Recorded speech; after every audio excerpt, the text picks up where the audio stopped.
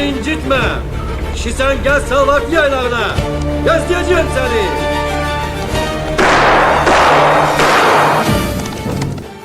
Vəziyyət belədir ki, ikisindən birini xilas eləmək olar. Ya uşağı, ya da Həcəri. Həcəri. Onda bir həkim kimi sizi xəbərdar eləmək borcumdur ki, onun daha uşağı olmayacaq. Mənə Həcər lazımdır. Sonradan pişman olmazsınız ki, axı sizlərdə uşaq Dedim ki Həcər. Ben qulluq adamıyam xanım.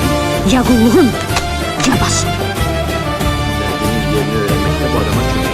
Nahaq Su qoymuşdur akar öldürmək. çaya döner, Lazım gün geçer aya döner. Su akar çaya döner, kişne sena merdatı, kişne sena merdatı, mert toyuvaya döner, mert toyuvaya döner.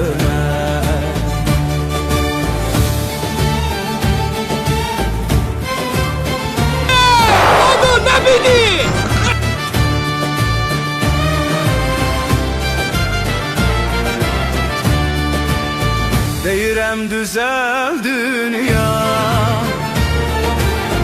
deyirəm düzel dünya.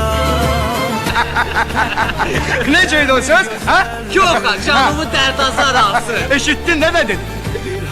Ay çoxa canımı dərd azara.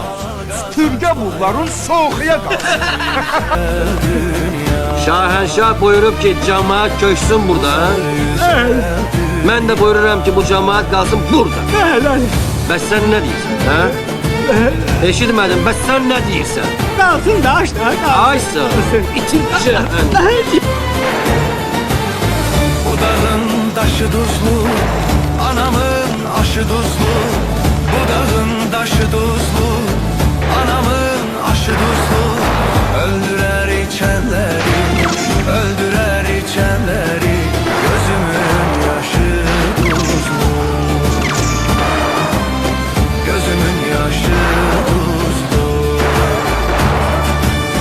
Öldürer Belə çıxır ki, içenleri, öldürer içenleri. dəyirman bildiyin elə çaxçaq başa.